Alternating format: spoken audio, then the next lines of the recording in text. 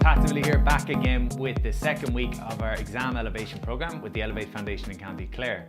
So as the exams approach, we've got to look after our energy, and two of the most important aspects we need to be looking at are sleep and nutrition. So today I want to give you some simple tips that look at those two areas, and this is about allowing our minds and our bodies to recover. So as you study and you put a lot of work in and maybe you're experiencing some stress, it's important that we put into place recovery strategies. So first, let's talk about sleep.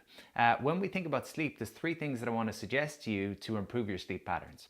Back in the day, going back hundreds of years, we would have had the experience of going to bed when the sun would come down and getting up when the sun would go up. So we kind of went in cycle with the sun.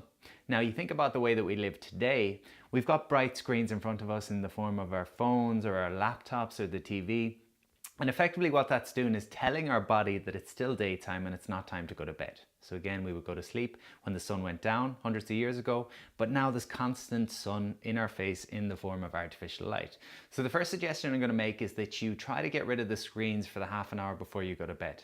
If you can get the screens out of your life the 30 minutes before bed, it's drastically going to improve your ability to wind down, switch off, and get out of that fight or flight response. So every time the phone goes, we're in a response of reacting. If we can get out of that response, we're going to be able to slow down, unwind, and hopefully get a better night's sleep. So that's the first idea, a digital detox. Second idea is an evening download. And what I mean by this is that oftentimes when we struggle with sleep or we're tossing and turning in bed, it's because we've got open loops in our mind. So throughout the day, different things happen. We're thinking about friends, we're thinking about family, we're thinking about our study, we're thinking about all different things, and we've got all these open loops. Our mind is there to solve different problems in the world.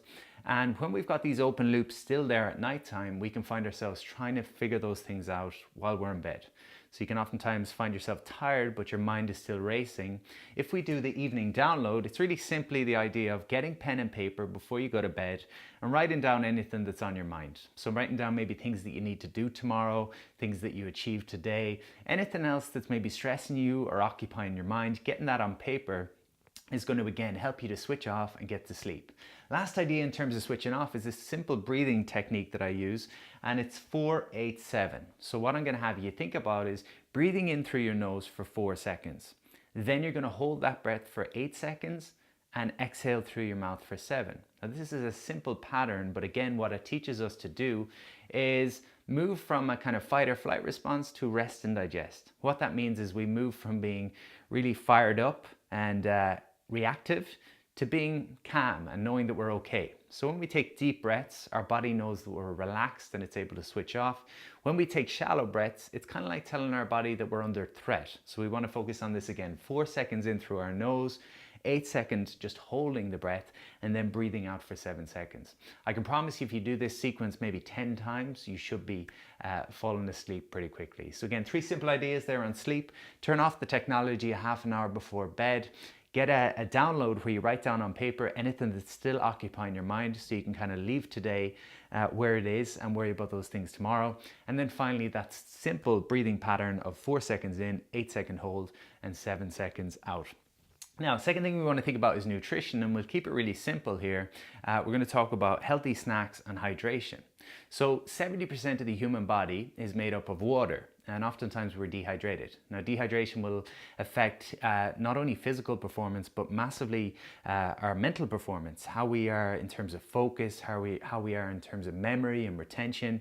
If we're dehydrated, we just can't perform at our best. So really simple strategy, try to get at least 2 liters of water a day, keeping it simple there. If you struggle to drink water, maybe it's worth considering adding some fresh fruit to the water, or just leaving bottles of water in different places where you're reminded.